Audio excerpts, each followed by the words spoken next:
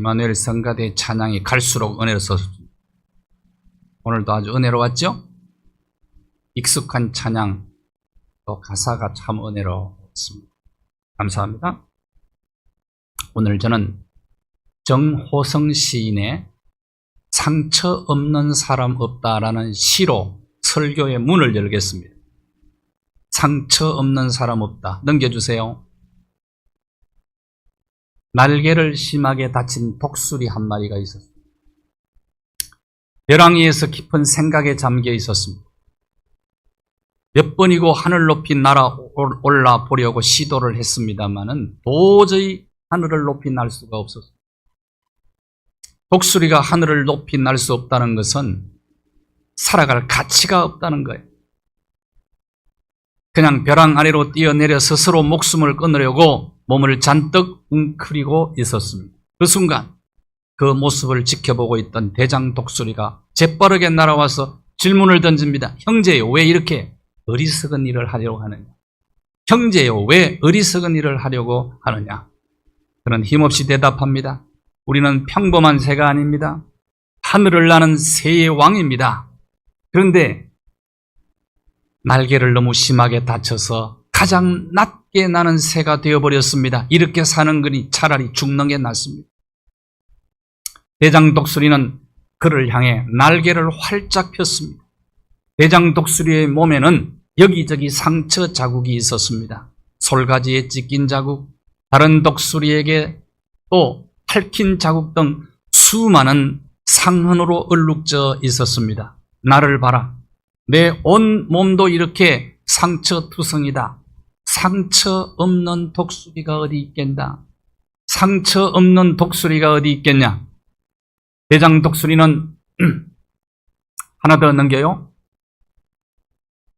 그 말을 듣고 자살하려던 독수리는 대장 독수리 말에 고개를 푹 숙이고 말았습니다. 그러자 대장 독수리가 조용히 말을 이어나갔습니다. 이것은 나의 몸에 새겨진 상처일 뿐이지만 나의 마음에는 더 수많은 상처 자국이 새겨 있다. 나의 마음에는 수많은 상처 자국이 새겨져 있다. 그 상처 자국이 있음에도 불구하고 나는 다시 일어났다. 상처 없는 독수리는 이 세상에 태어나자마자 죽은 독수리뿐이다. 세상에 상처 없는 사람 아무도 없어요. 사람들은 내 상처가 크게 보이고 나만 힘든 것 같은데 나보다 더 힘들게 사는 사람들이 부지기수입니다. 세상에. 나보다 더 큰 상처로 아파하는 사람들이 너무너무 많이 있는.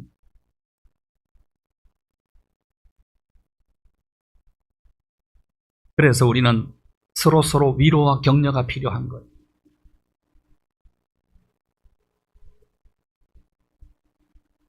속을 못 봐서 그렇지 전부 상처투성이. 헨리 나우엔이 영성신학자였던 헨리 나우엔이 쓴 탕자의 귀향이라는 책이 있어요. 탕자의 귀향. 그 속에 이런 말이 있어요. 관계가 힘들 때는 사랑을 선택하라. 멋있는 말입니다. 자, 같이 해봅시다. 내가 한 얘기를 반복 여러분이 합니다. 시작. 머리 좋으시다. 관계가 힘들 때는 뭘 선택하라? 사랑을 선택. 우리는 수많은 관계 속에서 살아가거든.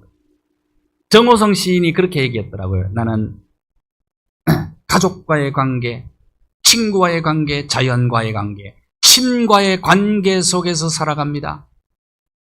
그런데 관계의 속성상 좋을 때보다는 안 좋을 때가 더 많다. 이거 잘 생각하셔야 돼요. 관계의 속성상 좋을 때보다는 안 좋을 때가 더 많다. 힘들 때가 오히려 더 많다 이거예요. 제가 그래서 가족의 관계를 그렇게 정의해 드렸잖아. 지지고 볶으며 구원을 이루어가는 관계. 어쩌면 관계가 가까울수록 더 상처를 많이 주고받는 관계다. 관계의 속성이라는 겁니다. 상처 없는 인생이 없어. 상처는 인생의 습성이다. 풀잎에도 상처가 있고 국화에도 상처가 있고 현미경으로 들여다보면, 자세히 들여다보면 다이아몬드에도 상처가 있다. 상처 많은 나무가 아름다운 무늬를 남긴다는 말이 있어요. 성경은 인간 실존의 보편적 비유를 들 때에 양으로 비유했습니다. 하나님은 목자, 우리는 양. 예수님 선한 목자, 우리 양. 그렇게 비유했어요. 저는 이보다 더 적절한 비유가 있다고 봅니다. 코섬도치 비유가 더 좋을 것 같아요. 코섬도치 비유. 모든 동물들은, 대부분의 동물들은 개미도 때를 지어서 이동하더라고. 양도 그렇고 그래요. 철새도 때를 지어서 이동을 하는데, 그런데 코섬도치는 혼자 다녀요. 왜 그럴까요? 고독을 좋아했을까요? 아니, 고독을 씹으면서 혼자 다닐까요? 같이 함께하면 상처를 주기 때문에 그러니, 상처를 주고받기 때문에 코섬도치는 혼자 다닌다. 그래서 성경을 이렇게 읽으면 더 좋을 것 같아. 우리는 다 코섬도치 같아서 서로 상처를 주고받는 존재다. 북미산 고섬도치는 가시가 3만 개 정도 된대요. 3만 개.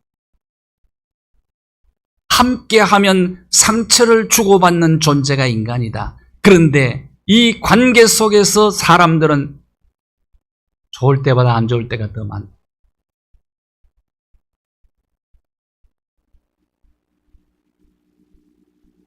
상처 없이 살아가는 사람 아무도 없어요. 고듬속지는 가까이 할 수 없기 때문에 혼자 살아가는 거예요. 헨리 나우엔이 또 쓴 책이 한 권 더 있습니다. 상처 입은 치유자, The Wounded Healer라는 책을 썼어요. 그래서 오늘 제목을 상처 입은 치유자로 정해본 겁니다. 그런 책 속에서 예수님이 상처 입은 치유자라고 소개를 합니다. 예수님은 동족 유대인들에게 상처를 많이 받았어요. 예수님은 제자들에게 배신을 당했어. 3년 동안 심혈을 기울여서 제자 훈련을 시켜놨더니 마지막에 다 도망가고, 수제자는 모른다고 부인하고 저주까지 하고 맹세까지 하고. 예수님이 그때 상처 많이 받았어요. 선한 일 했는데 좋은 소리 하는 사람이 없어. 심지어는 예수님의 사역 초창기 때는 예수님의 가족들마저도 예수님을 미치광이 취급했다니까. 귀신 쫓아내면 바알세불 귀신의 왕을 힘입어서 귀신 쫓아냈다고. 식사할 겨를도 없이 상처 입은 치유자의 사명을 감당하는데 손가락질만 하는 거예요. 여러분, 그럴 때 얼마나 상처를 많이 받습니다. 예수님은 온통 상처투성이에요. 그의 마음뿐만 아니라 육신도 예수님 십자가에 달려 돌아가실 때 머리에 가시관 쓰고 머리에 상처가, 손과 발목에는 못이 박혔고 옆구리는 창자국 상처가 있었고, 마지막에는 십자가에서 하나님께 버림받은 상처가 있어요. 어찌하여 나를 버리시나이까 하나님, 엘리 엘리 라마 사박다니. 예수님은 머리끝부터 발끝까지 상처투성이었어요. 그런데 자신의 상처로 인생을 끝내지 않고 상처 입은 치유자로 평생 사셨다고. 그분이 세상을 떠나시면서 우리에게 사명을 위임시켜 주었어요. 너희들이 상처 입은 치유자로 살아가거라. 상처 입은 치유자. 그래서 모든 사람은 위로와 격려가 필요한 겁니다.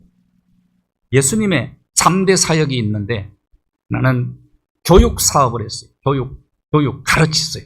그리고 전도, 하나님의 나라를 확장시키는, 마지막이 치유 사역인데, 사역을 비중으로 놓고 본다면 치유 사역이 가장 많아요. 치유 사역. 그렇게 3년 동안 하시다가 우리에게, 우리 제자인 우리에게 그 사역을 맡기고 갔기 때문에 우리가 이 사명을 우리가 감당하셔야 해요.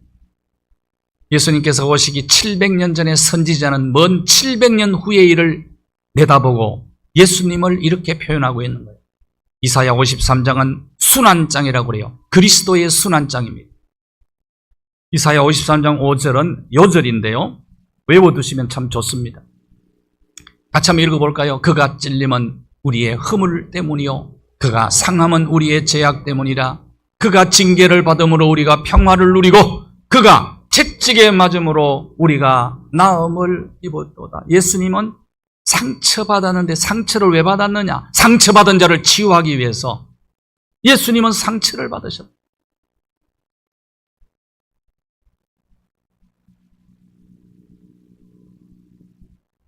예수 그리스도의 제자는 왜 이 땅에 존재하느냐?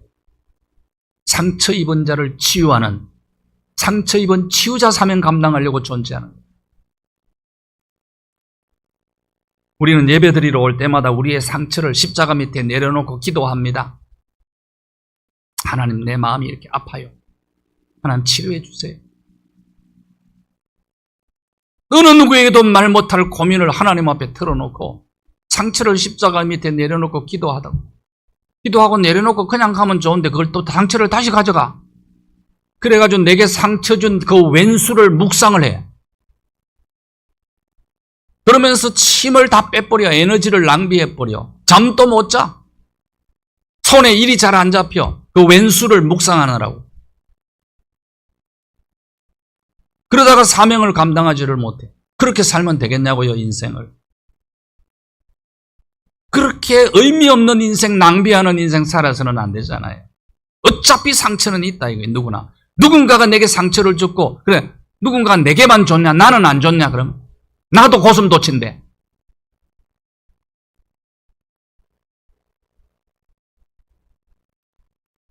그래서 우리에게는 뭐가 필요하냐? 오늘 두 가지 말씀드리고 구체적으로 어떻게 이 상처 입은 치유자의 사명을 감당할 것인가는 다음 주에 말씀드릴게요. 다음 주에 오지 않으면 영원히 상처 입은 치유의사의 사명을 감당을 못할 줄로 아시고. 자, 제일 먼저 이웃을 바라보는 긍휼의 눈이 있어요. 다음 본문을 보세요. 예수님이 어떻게 사람들을 바라보느냐를 보시자고요. 무리를 보시고, 무리를 한번 따라합시다. 무리를 보시고 어떻게 이웃을 보느냐는, 여러분의 눈에 이웃이 보입니까? 상처 입어서 아파하는 사람들을, 고통하는 사람들, 눈물 짓는 사람들, 한숨 짓는 사람들이 보이냐고요? 보이냐? 이 긍휼의 눈이 있어야 됩니다. 예수님은요, 사람들을 볼 때 목자 없이 방황하다가 고생하며 기진맥진한 양으로 보인 거예요. 예수님의 눈에. 그게 그냥 지나칠 수가 없어요. 그 예수님 병자 오면 다 고쳐줬잖아. 귀신에 매여 있는 사람 다 풀어줬잖아. 아무도 터치하고 싶지 않은 사람들도 이 긍휼의 눈이 있기 때문에 그 터치 안 할 수가 없어요.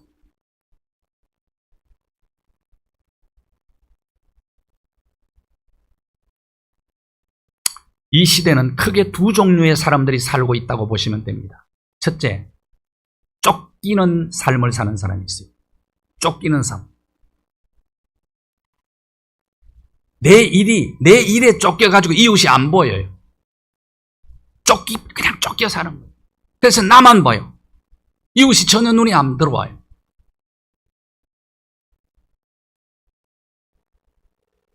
소명 따라 사는 사람이 있습니다. 소명 따라. 다시 말하면 상처 입은 치유자의 삶을 사는 거예요. 어렵고 힘들어도, 고통스러워도 희생 대가를 지불하면서 소명 따라 사는 사람은 극소수밖에 안 돼요. 대부분의 사람이 내게 쫓겨서 그냥 사는 거예요. 내게 쫓겨서. 그 이웃이 전혀 눈에 안 들어오는 겁니다. 그래서 우리에게는 뭐가 필요하다고요? 긍휼의 눈이 필요합니다. 한번 따라합시다. 주여, 긍휼의 눈을 주옵소서. 이웃을 보는 눈이 바뀌어야 됩니다. 이웃을 보는. 상처가 있는 사람은요, 때로는 소리도 지르고 절규도 하고 상처가 아프니까 과민 반응도 보이고 그래요. 그렇게 비판하지 말죠.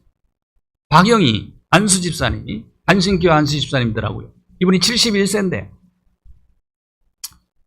서울 경기 연합회 중소기업연합회 회장을 지내시고, 이분이 그 디지털 대학원 교수고 그런데요. 늦게 천주교 신자인데 아내가 세상 떠나고 예수 믿고 명예 안수 집사더라고요. 이분은 인맥을 형성하는 것이 목적이 전도하기 위함인데 지금 SNS 인맥 형성이 15,000명이더라고요. 오직 거기에 초점 맞추고 살아가는데 캠페인을 벌이더라고요. 캠페인. 미고 사축 비비불 캠페인. 무슨 말인지 모르겠죠? 중국말입니다. 참 순진하게 그걸 믿는 사람이 다 있네. 미고 사축 비비불. 한번 해봐요. 미고 사축 비비불. 이게 무슨 운동이냐 하면은 미안합니다. 미안합니다. 고맙습니다. 사랑합니다. 축복합니다. 옆에 번 한번 해볼까요? 시작. 미안합니다. 고맙습니다. 사랑합니다. 축복합니다. 이거는 내가 스스로 하는 말이에요. 나에게 합니다. 진짜 우리는요, 진짜 미안하다는 말을 하면요, 정이 많아가지고 웬만한 건 용서해줘요. 큰 사고 터뜨려가지고 지금 뉴스에 나오는 것들을 진짜 미안한 걸 진정성 있게 표현하면요, 우리는 웬만하면 용서한다니까. 그런데 미련하게 그걸 안 하더라고. 안 해요. 제가 아주 가까이 지내는 호남 목사님이 가장 가까운 분이에요, 제가. 호남 순천 매산고등학교를 나온 많은 목사들을 배출한 고등학교가 순천 매산고등학교. 목사님 아들인데 그 아들이 고3 때 장님이 돼요. 시험을 앞두고 장님이 됐다니까. 목사님이요, 40일 금식기도 교회에서 나는 뭐 때문에 그렇게 많이 했나 그랬더니 며칠 전에 내가 알았어요. 교인들이 속썩이서 한 줄 알았더니 그게 아니고 아들이 장님이 돼갖고. 참 자식은 부모에게 오묘한 존재거든요. 자나 깨나 앉으나 서나 자식 생각. 그런 노래도 있지요. 한번 불러볼까? 앉으나 서나 당신 생각인데 자식 생각이야. 앉으나 서나 자식 생각. 이건 오묘한 존재입니다. 자식은 부모에게. 그래 고3 때요. 고3 때 이렇게 됐으니까 어떻겠어? 이제 기정자가 생겨서 각막 기정자가 생겨가지고 강남 성모병 가장 유명하니까 거기 수술 받으러 간 거야. 그러니까 의사가 담당 의사가 딱 주치의가 보더니 노발대발하다는 거야. 누가 도대체 이 아이의 눈을 이렇게 망가뜨려 놨나 이거야. 강북 삼성병원 의사가 먼저 진료하다가 안 되니까 보낸 거야. 그 사람이요, 집사님이야. 망가뜨려 놓은 거야, 아이 눈을. 얼마나 목사님이 화가 나겠어. 그냥 달려갔어요. 강북 삼성병원에 가서 그 의사한테 항의해서 내 아들 눈 살려내라 이게. 강남 성모병원 주치의가 당신이 망가뜨렸다는 얘기하는 거야. 그랬더니 이 의사가요, 집사님이 바닥에 납작 엎드려서 목사님 발을 붙잡고 젊은 의사 하나 좀 살려주십시오. 살려주십시오. 그렇게 해서 목사님이 아무런 대가 없이 용서해줘 버렸어. 용서해줬어요. 그 목사님도 착한 분이거든. 진짜 베푸는 걸 좋아해. 지금 총회 정치부장이에요. 저 바로 전에 규칙부장 했던 사람이에요. 아무런 대가 없이. 왜? 불쌍하더라는 거예요, 그 의사가. 긍휼의 눈이 생긴 거야. 아무런 보상을 받지 않았어요. 아들은 장님이 됐어요. 어느 날 장님이 돼가지고 시장통으로 덩그라서 비슷한 거 해가지고 40만 원짜리 해줬대. 근데 어느 날 피를 줄줄 흘리면서 오더래. 안경 잊어버리고. 왜 그랬냐 그랬더니 오다가 시장통에서 누군가를 툭 쳤는데 이 남자가 두들겨 팬 거예요, 아이를. 목사님 피눈물이 난 거야. 목사님 나한테 고백하더라고. 내가 만일에 그 남자를 앞에서 봤으면 그를 죽일 것 같아. 그래서 눈을 잃어버렸습니다. 그런데도 얼마나 잘 컸는지 몰라요, 아들. 소경 며느리를 봐가지고 같이 살아요. 그 형편이 맞아야 살아요. 영화도 찍었다니까. 휴먼 드라마를. 그래서 몇 개월 공부해가지고 그 눈이 안 보이는 데에서 장로의 신학대학 들어가 졸업해가지고 지금요 IT 업계에 유명한 사람이 됐습니다. 대통령 상 받고요. 카카오 이사가 됐어요. 그 아들이. 이사가 돼서 성수동에 지금 근무해요. 내가 밥 한번 사주려고 그래. 유튜브에 많이 나옵니다. 미안합니다. 진짜 한마디 하면요. 우리나라 백성들은 진짜 착하다. 고맙습니다. 진짜 그 한마디 제대로 해보라고. 사랑합니다. 축복합니다. 그 다음에 더 중요한 거는 다른 사람을 대할 때 비비불하라 이거예요. 비난하지 말고 비판하지 말라 이거예요. 속 사정은 몰라. 함부로 비판하지 말라 남을. 그 속에 있는 상처를 누가 아느냐 이 말이에요. 또 불평도 하지 말라. 그래서 미고사축 비비불 캠페인을 벌이자는 거야. 이분이. 세상 좀 바뀌지 않겠나요? 전국적으로 이렇게 해야 될 저는 캠페인이라고 봅니다. 다시 한번 입에 익도록 합시다. 실천합시다. 미고사축 비비불 시작. 집에서부터 한번 해봐요. 어떤 일이 일어나는지.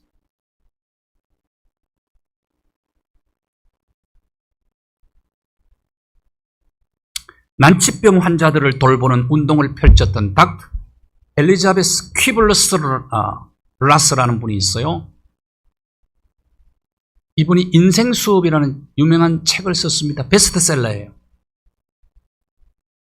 책을 써서 뉴욕에서 북사인회를 했어요. 강연하고 난 다음에 북사인회를 하고, 그래서 사인받기 위해서 많은 사람들이 줄을 서 있는데 갑자기 방송이 나오는 겁니다.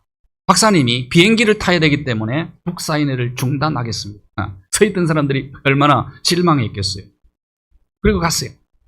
이제 박사님은 공항에 가서 수속 마치고 화장실에 들어가 있었어요. 근데 갑자기 화장실 밑으로 책이 하나 쑥 들어왔어. 박사님 사인해 주세요. 쑥 들어왔어요. 그리고 문을 열고 보니까 수녀 한 분이 밖에 있는 거예요. 수녀 한 분. 어쩐 일이나 그랬더니 아이고 이렇게 화장실에서 거울에 비친 박사님을 본 것이 하나님의 은혜가 아니고 뭐겠습니까? 내 친구 수녀가 암투병 중인데 가서 사인 좀 받아오라고 해서 내가 왔습니다. 못 받아가면 얼마나 실망하겠습니까? 그런데 화장실 거울에 비친 박사님을 보고 내가 하나님의 은혜라고 얘기해요. 사인 주세요. 그 얘기를 듣는 순간 박사님이요 충격을 받아요. 내가 내 일이 바빠서 이웃을 보는 눈이 없었다. 하나님 지금부터 상처받은 이웃들을 위해서 내가 살겠다. 결심을 하고 난치병 환자들을 섬기는 사역을 하게. 긍휼의 눈이 열립니다. 저와 여러분에게도 이 눈이 열리게 되기를 바랍니다. 무리를 보시고 다 정말 목자 없이 방황하다가 고생하며 기진맥진한 모습이 바로 우리들의 모습 아니냐요. 한 가지만 더 말씀드리죠. 긍휼의 눈만 가지면 안 돼. 긍휼의 마음이 있어야 돼. 긍휼의 마음. 넘기세요. 그 다음 긍휼의 마음. 이게 불쌍히 여긴다는 단어입니다. 이 불쌍히 여긴다는 단어가 영어로는 컴패션이죠. 함께라는 단어고 패션. 이건 고통이라는 뜻 아닙니까?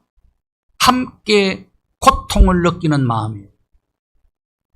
상처 입은 사람들, 슬퍼하는 사람들, 눈물 흘리는 사람들과 함께 고통을 느끼는 마음이 바로 불쌍히 여기는. 심리학에서는 공감이라는 단어를 씁니다. 공감 능력, 그런 단어를 써요. 똑같은 단어입니다. 이 마음이 있어야 됩니다. 그냥 눈만 가져서는 안 돼. 이게 내려와야 돼요. 가슴으로 내려와가지고 어쩔 줄 몰라야 돼. 함께 고통을 느껴야 돼. 그래야 이 치유자의 사명을 감당할 수가 있는 거네요. 긍휼의 마음이 중요합니다. 이 치유, 공감 능력을 키우려면 어떻게 해야 되느냐? 상대방을 이해하는 마음이 있어요. 이해하는. 그럼 이해하려면 어떻게 해야 되느냐? 입장을 바꾸어 놓고 생각하는 훈련을 하셔야 합니다. 남의 입장. 우리는 굉장히 이기적입니다. 모든 인간은 다 이기적이에요. 내가 받은 상처만 생각하는 거예요. 내가 준 상처는 잘 생각을 안 해요. 그래요, 안 그래요? 왜 안 그런 척하고 앉아있어요? 전부 그래요. 그래서 서로가 보고 답. 그러니까 부부간에도 입장을 좀 바꿔놓으면 좋은데 자기 입장만 생각하는 거예요. 그러니까 서로가 서로를 보고 답답하다고 그래. 아이고 답답해. 속 복장 터진다고 그래요. 입장을 좀 바꿔놓자. 시어머니 며느리도 입장을 좀 바꿔놓고 생각해요. 가까이 지내는 목사님이 오늘 이 설교를 안 들어야 될 텐데, 자 어쨌든 있어요. 아주 가까워요. 가까이 지냈는데 어느 날 이혼을 하겠다고요. 난리 났대. 다 꾸며가지고 지금 막 법원에 간다. 왜 그러냐 그래요. 이유가 있어. 100세 넘은 어머니가 요양원에 계시는데 막내 아들이거든요. 그 목사님이 막내 아들인데 마누라 몰래 핸드폰을 해주고 왔어. 그게 발단이 된 거예요. 100세가 넘는 어머니가 뭔 핸드폰이 필요하냐. 그러나 그 단수는 그게 아니에요. 그 원인이 있다고. 왜냐하면 그 가족 서투리 내가 잘 아니까 얘기합니다. 일찍 남편을 여의고 네 자녀가 키웠어요. 내 아들, 세 아들 키워. 세 아들 키운데 친구 목사가 막내예요. 내 엄마가 시골에 살았는데 논두렁에서 하다가 지쳐서 논두렁에서 이렇게 막 들리고 앉아있으면 어린 아이가 거의 유복자 비슷한 아들이거든요. 아버지를 전혀 몰라. 그런데 엄마가 그 모습을 보면서요, 이 상처를 많이 받은 거예요. 엄마한테 잘해야. 엄마 이 고생하면서 나를 키우는데 엄마한테 잘해야지. 이 마음이 있는 거예요. 그러니까 어떻게 해서든 잘해주고 싶은 거예요, 엄마한테. 가만 영양제도 사주고 막 요양원 하는 사람들 팁도 막 주고 오고 이래요. 근데 왜 그러면 그 마누라는 왜 그런 반응을 보이냐? 이유가 있어요. 또 무슨 이냐? 신혼 때 시집살이를 너무 세게 시켰어. 쎄도 아주 세게 시켜버렸어. 그러니까 그 상처가 안 간 거예요. 핸드폰 문제가 아니라니까. 자, 그러면 며느리 입장에서는 시어머니를 저렇게 자식을 키웠어요. 이렇게 입장 바꿔놓고 좀 생각해야 되는 거 아니에요? 그러면 이해할 것 아니에요? 그러면 시어머니 입장에서는 또 며느리를 볼 때 내가 신혼 때 너무 협박을 너무 많이 했나? 힘들게 했나? 이렇게 좀 생각하면 될 것 아니냐고요. 그래서 긍휼의 마음을 가지려면 입장 바꿔놓고 생각하는 표현을 하셔야 돼요. 다시 한번 따라합시다. 우리는 다 보슴도치 같아서 나도 상처를 준 적이 있다 이거요.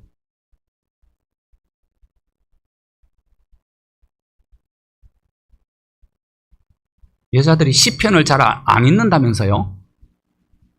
뭔 말인지 알아들어요? 잘 읽어요? 훌륭한 성도들이. 시금치 잘 안 먹는다며. 뭐 때문에 그래요? 전부 내가 받은 상처만 생각하기 때문에. 아닙니다. 내가 더 큰 상처 주었을 수도, 원인 제공자가 될 수도 있었다. 이 생각을 알아요. 그래서 이혼한다 그러길래 신방 같이 내가 그 목사님 집에 안 했어요. 잘 살아요.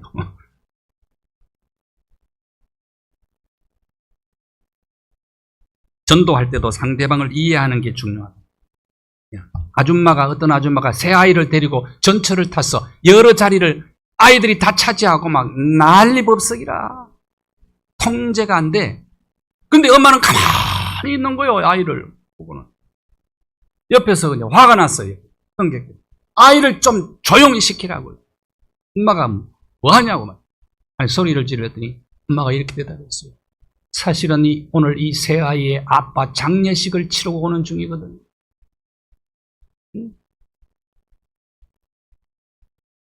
속사정을 누가 아냐고. 토니 캠블러 목사님은요, 전도를 굉장히 많이 하는 분이에요. 이번에 난 뉴욕에 아침 식사하려고 식당에 들어갔어요. 그랬더니 식당 종업원이 그릇을 막 탕탕 내려놓는 거야. 아주 불쾌했어요. 밥맛도 딱 떨어졌어요. 1990년 처음 제가 해외를 대만을 갔는데 대만의 종업원들이 탕탕 놓더라고. 기분 나쁘대고. 내가 그 문화가 좀 그런 게 있나 보다 생각하고 이해를 했습니다.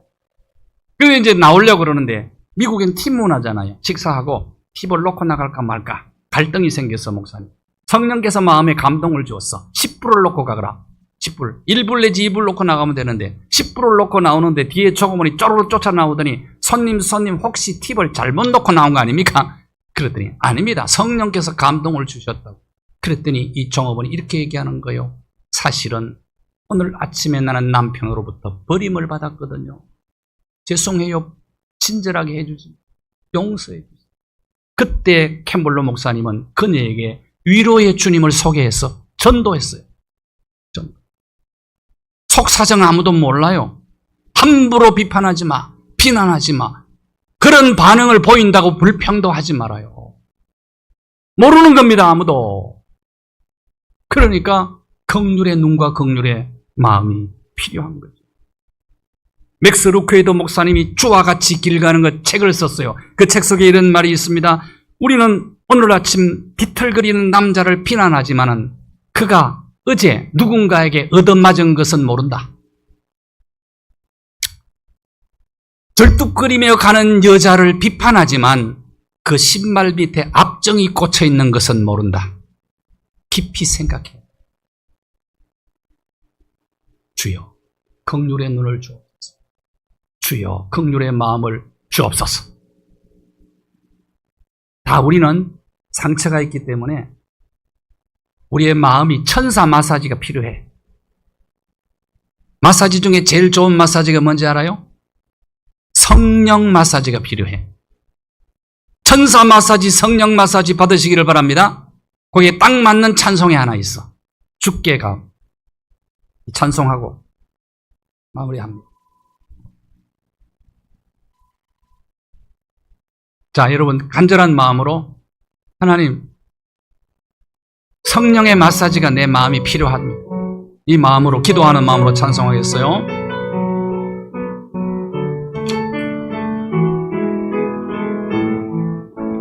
주께 가오니 주께 가까이 날 이끄소서.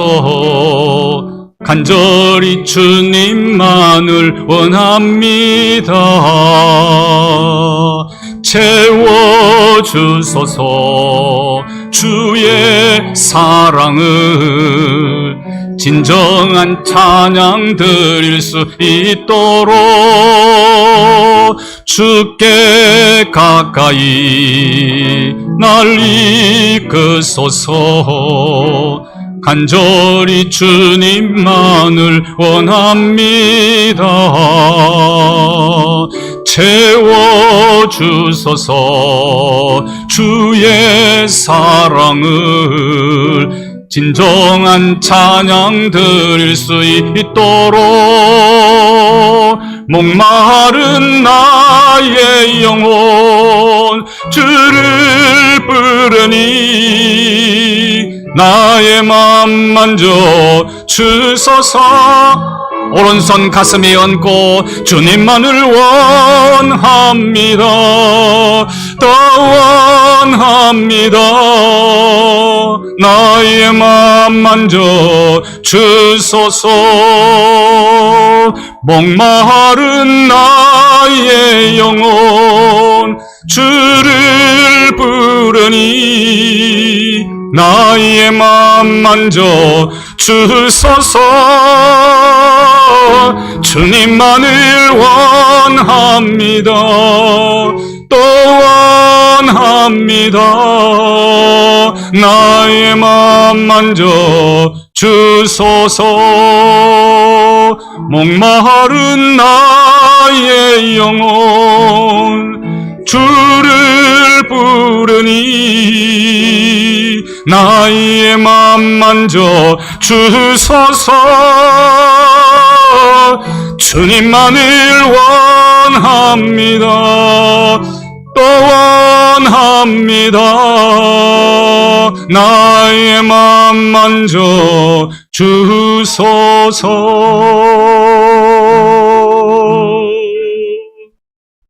주님, 우리의 상한 마음을 치료하여 주옵소서. 우리의 눈을 열어 주옵소서. 긍휼의